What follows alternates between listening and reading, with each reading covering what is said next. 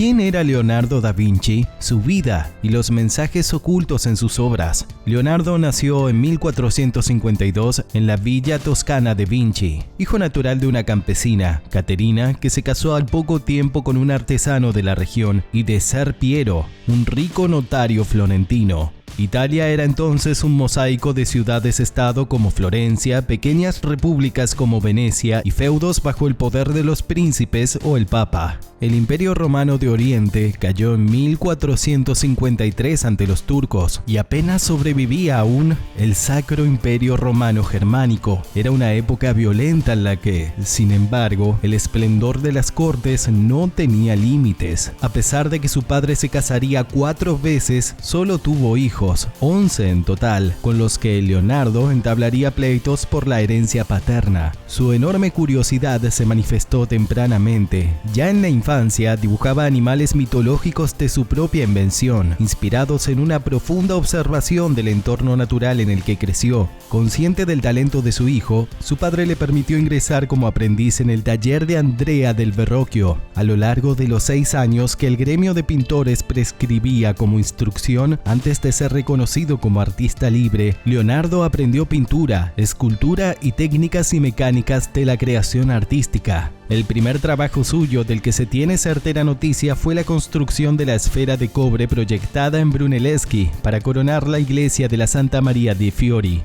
Junto al taller de Verrocchio, además, se encontraba el de Antonio Pollaiuolo, en donde Leonardo hizo sus primeros estudios de anatomía y quizás se inició también en el conocimiento del latín y el griego. Joven agraciado y vigoroso, Leonardo había heredado la fuerza física de la estirpe de su padre. Es muy probable que fuera el modelo para la cabeza de San Miguel en el cuadro de Verrocchio, Tobías y el Ángel, de finos y bellos rasgos. Por lo demás, su gran imaginación creativa y la temprana pericia de su pincel no tardaron en superar a las de su maestro. En el bautismo de Cristo, por ejemplo, los inspirados ángeles pintados por Leonardo contrastan con la brusquedad del bautista hecho por Verrocchio. El joven discípulo utilizaba allí por primera vez una novedosa técnica recién llegada de los Países Bajos, la pintura al óleo, que permitía una mayor blandura en el trazo y una más profunda penetración en la tela, además de los extraordinarios dibujos y de la participación virtuosa de otros cuadros de su maestro. Sus grandes obras de este periodo son un San Jerónimo y el gran panel La Adoración de los Magos, notables por el innovador dinamismo otorgado por la destreza de los contrastes de rasgos en la composición geométrica de la escena y en el extraordinario manejo de la técnica del claroscuro. Florencia era entonces una de las ciudades más ricas de Europa. Las numerosas tejedurías y los talleres de manufacturas de sedas y brocados de Orientes y de lanas de Occidente la convertían en el gran centro comercial de la península itálica. Allí, los Medici habían establecido una corte cuyo esplendor debía no poco a los artistas con que contaba. Pero cuando el joven Leonardo comprobó que no conseguía de Lorenzo el Magnífico más que alabanzas a sus virtudes de buen cortesano, a sus 30 años, decidió buscar un horizonte más próspero.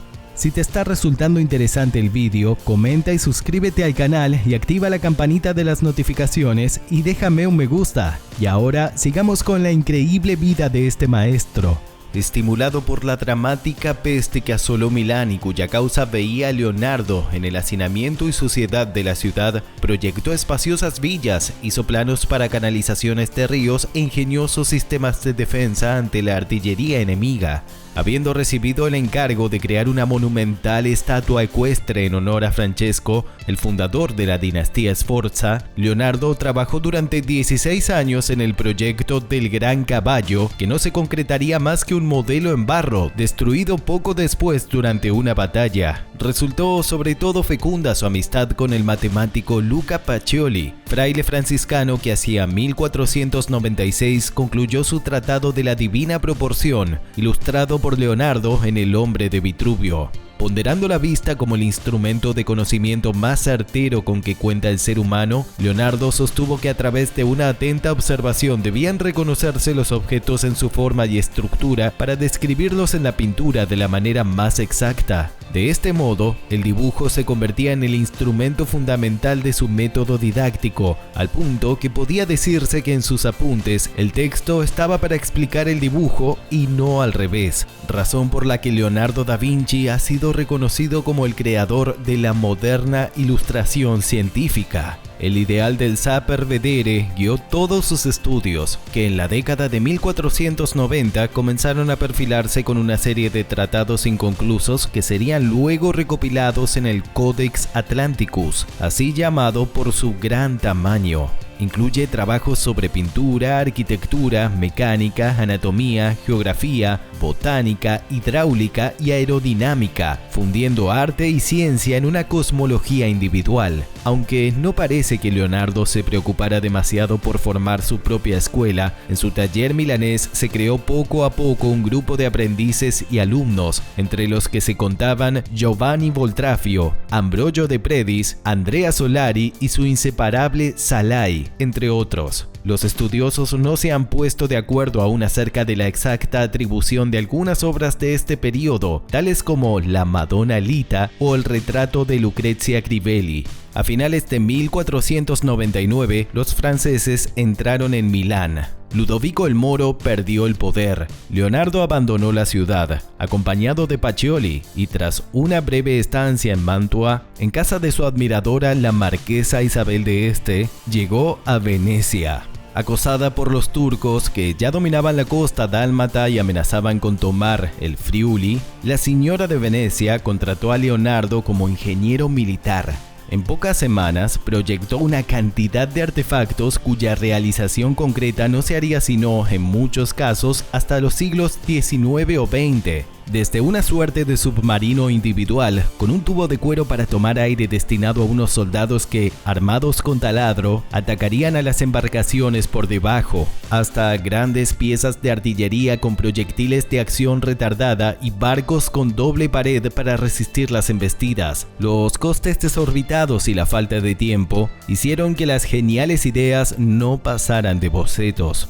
En abril de 1500, tras casi 20 años de ausencia, Leonardo da Vinci regresó a Florencia, pero Leonardo ya era reconocido como uno de los mayores maestros de Italia. En 1501 había trazado un boceto de su Santa Ana, la Virgen y el Niño que trasladaría al lienzo a finales de la década. En 1503 recibió el encargo de pintar un gran mural, el doble del tamaño de la Última Cena, en el Palacio Viejo. La nobleza florentina quería inmortalizar algunas escenas históricas de su gloria. Leonardo trabajó 3 años en la batalla de Anghiari, que quedaría inconclusa y sería luego desprendida por su deterioro. Pese a la pérdida, circularon bocetos y copias que admirarían a Rafael e inspirarían un siglo más tarde una célebre reproducción de Peter Paul Rubens. A partir de 1517, su salud, hasta entonces inquebrantable, comenzó a desmejorar. Su brazo derecho quedó paralizado, pero con su incansable mano izquierda, Leonardo hizo bocetos de proyectos urbanísticos, de drenajes de ríos y hasta decorados para las fiestas palaciegas.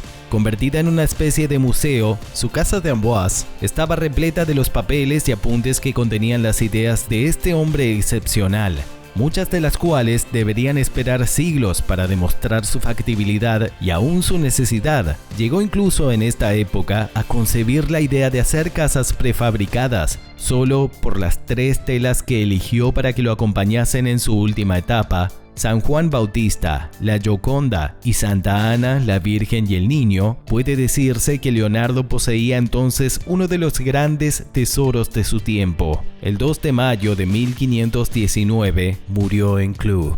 Su testamento legaba a Melzi todos sus libros, manuscritos y dibujos que el discípulo se encargó de retornar a Italia. Como suele suceder con los grandes genios, se han tejido en torno a su muerte algunas leyendas. Una de ellas, inspirada por Vasari, pretende que Leonardo, arrepentido de no haber llevado una existencia regida por las leyes de la Iglesia, se confesó largamente y, con sus últimas fuerzas, se incorporó del lecho mortuorio para recibir, antes de expirar, los sacramentos. Los mensajes ocultos en los cuadros del maestro del Renacimiento, Leonardo da Vinci, son una constante en su obra y un foco interminable de investigación.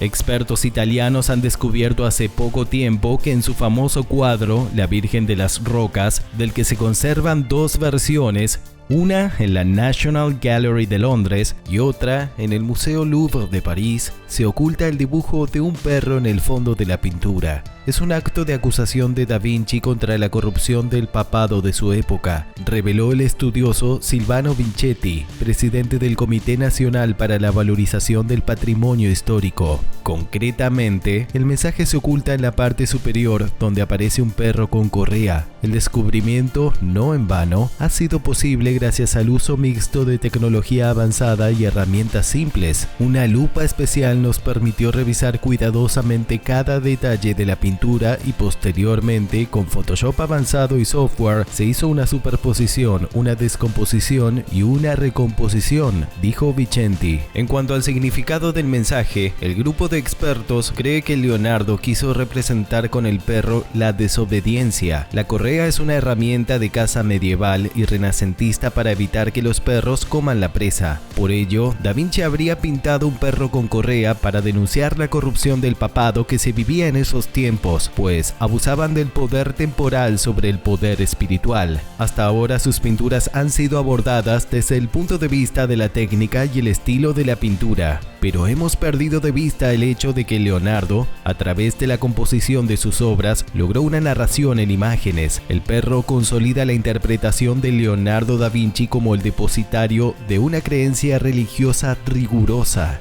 La Última Cena, obra culminada en febrero de 1487 y custodiada en el convento milanés de Santa María delle Grazie, ha sido abundantemente estudiada a lo largo de la historia, pero se ha encontrado un aspecto que es novedoso. Se trata de una investigación independiente que examina piedras preciosas y su significado bíblico, al igual que las modas utilizadas en la corte de Ludovico el Moro.